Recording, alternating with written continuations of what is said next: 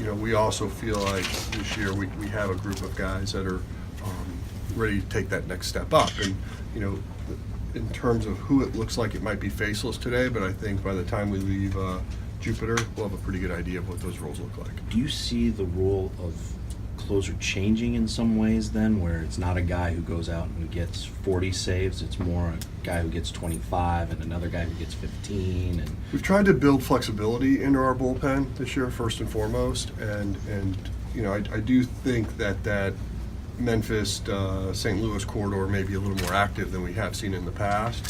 But having said that, I do think managers in general like to have somebody that they can count on in the ninth. And, last year we went into the season thinking it was going to be Sungwon Oh. We had a rude awakening that wasn't going to work, and then we gravitated back to Trevor Rosenthal, and then subsequently he ends up having Tommy John. So, sometimes the best laid plans don't work, and I think one of the things that we're very excited about is the fact that we do have a lot of different faces that could end up doing that, but we also have the ability to maybe take one of our younger, more dynamic arms and allow him to take that role as well if we feel we can manage it properly in terms of usage. is that Reyes? Someone like a Reyes, sure. Yeah.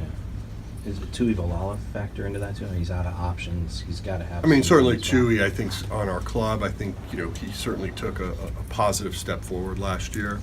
When you talk about pitching too, I think it's you also have to recognize the hiring of Maddox, the promotion of Gertie, and I think also the addition of Chris Carpenter.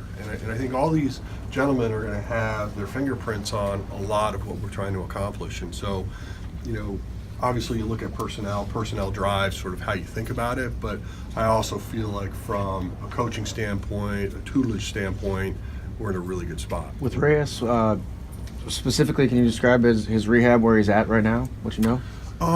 He's clear to throw. He's had a very normal off season, which is great. I think when you guys see him, you'll notice a distinct difference in appearance. He's gotten himself extremely fit.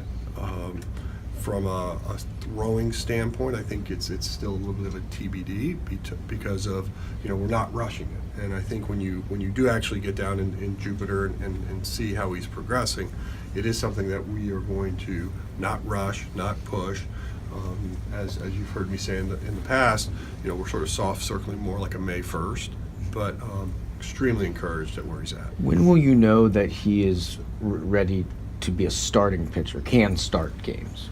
Well, I think the difference between whether you're bringing him into the big leagues out of the bullpen versus bringing him in as a starter, really we'll know that based on how we treat the rehab. Okay. Because obviously if you're coming back as a starter, you're going to have to be stretched out. Does that May 1st date maybe move closer to April if he's going to be in the bullpen as opposed to in the rotation?